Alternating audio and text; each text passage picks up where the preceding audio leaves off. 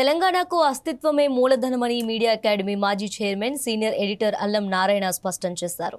హైదరాబాద్లోని బాగ్లింగంపల్లి సుందరయ్య విజ్ఞాన కేంద్రంలో టాస్ ఆధ్వర్యంలో నిర్వహించిన జయశంకర్ సార్ వారసత్వం నేటి తరం బాధ్యత పేరిట నిర్వహించిన జయంతి సభలో పాల్గొన్నారు. ఈ సందర్భంగా అల్లం నారాయణ మాట్లాడుతూ రాజకీయంగా అధికారం కోల్పోతే సాధించుకోవచ్చునని, ఒక్కసారి సంస్కృతి అస్తిత్వాన్ని కోల్పోతే దాని మూలాలను తిరిగి పొందటం అసాధ్యమని తెలిపారు. తెలంగాణ మలిదశ ఉద్యమానికి ప్రస్తుతం దేశంలో జరుగుతున్న పోరాటాలకు వ్యత్యాసం ఉన్నదని అభిప్రాయపడ్డారు. 12 ఏళ్లుగా దేశంలో బలమైన నాయకుడిగా కొనసాగుతున్న ప్రధాని మోదీని జంతర్ మంతర్ వద్ద నిరసనలతో యువత కేవలం 3 నెలల్లోనే సవాల్ చేస్తుందని గుర్తు చేశారు.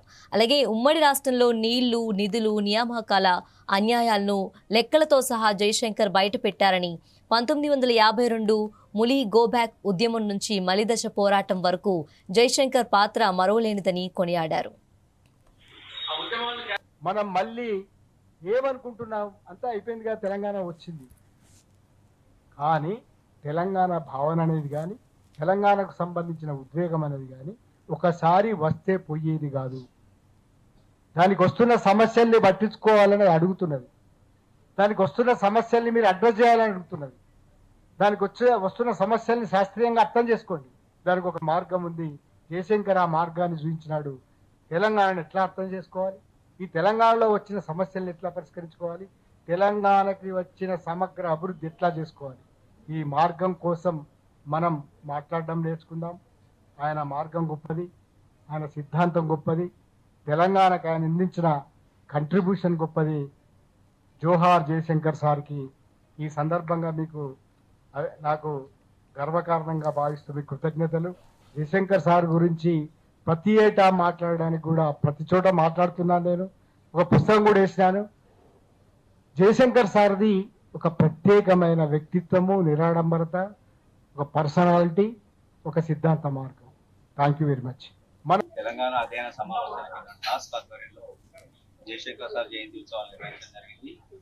ఈ సందర్భంగా జయశంకర్ సార్ తెలంగాణ సమాజానికి అందించిన ఒక భావజాల ప్రచారాన్ని, అలాగే రాజకీయ నీతిని మననం చేసుకోవడం కోసం ప్రధానంగా ఇవాళ ఇద్దరు వక్తలు వచ్చినారు.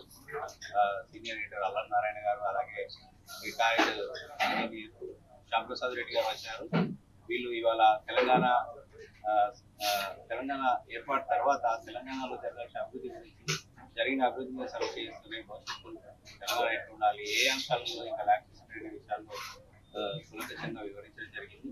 ముఖ్యంగా తెలంగాణ సమాజం ఇవాళ 12 సంవత్సరాల తర్వాత కూడా అస్తిత్వ సమస్య, అలాగే అవమానాల సమస్యను ఎదుర్కొనే పరిస్థితి రావడాన్ని భక్తులందరూ కూడా ఏకకంఠంతో ఖండించినారు. ఈ సందర్భంగా మేము కొన్ని తీర్మానాలు చేయడం జరిగింది.